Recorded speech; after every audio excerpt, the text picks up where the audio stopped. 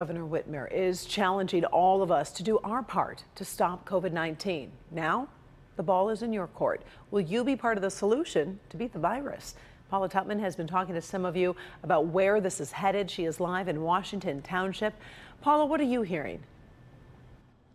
Well, you know, Karen, without question, there are going to be people who think this is a bad idea.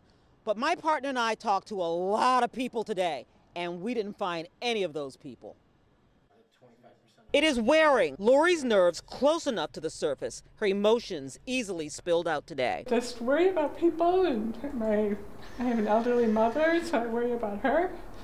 And when the governor gave the stay home, stay safe order, Lori raced to Stony Creek Bike Shop in Washington Township. I bought 2 bicycles for my granddaughters as a surprise for Easter 2 weeks ago, and then when I heard the governor's order, I'm like, I'm gonna go get those bikes because who knows what'll happen at Easter. The governor says non-essential errands, businesses, and contact must stop, or the trajectory of the disease will do permanent harm instead of temporary damage. If it were possible to wave a magic wand and make all Americans freeze in place for 14 days, 6 feet away from one another, the whole epidemic would sputter to a halt. It's on all of us to do our part. But at the bike shop, there is just not clear guidance. They fall somewhere between leisure and critical, depending on how, why, and when you use your bicycle. Hopefully we can stay open so people have exercise. And some people ride their bikes to work. The order of the governor says in-person activities that are not necessary to sustain or protect life must be suspended until normal operations resume, which probably doesn't include bike shops. But the owner of the shop knows one thing for sure. I'm well over 65. I don't belong here. Everywhere we went, we saw people taking this order seriously. At grocery stores, a quickness. I was going to go in and stock up, but I'm just going to grab a couple things and get out of here. Yeah. I don't want to be in there any longer than I have to be. Everyone we spoke to gets this and says they will comply. With a 5-year-old and a 6-year-old, it's not as fun as you would think it would be. But we're trying to be outside. We have a little bit of property so we can run around. I think it's vital. We need to put distance between each other and just stay safe.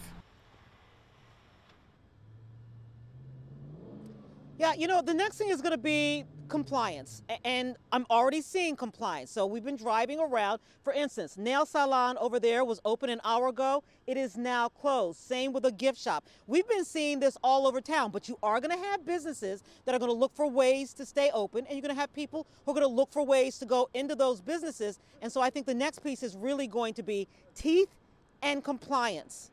Karen? All right, thank you, Paula. And there is also a change involving the rules for healthcare workers caring for patients with COVID-19. Our Dr. Frank McGeorge joins us to explain. Yesterday, the Michigan Department of Health and Human Services updated their guidance of when healthcare workers can work, given that there is now sustained spread of the COVID-19 virus in Michigan. First of all, if you are sick, stay home. Next, because there is community spread, all healthcare workers should monitor their temperature twice a day and be vigilant for symptoms like a cough or shortness of breath.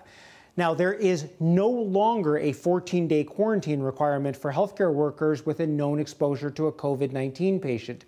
Instead, they recommend extra vigilance and self-monitoring. So the bottom line is the MDHHS no longer recommends pulling asymptomatic healthcare workers off their jobs just because of an exposure. Back to you.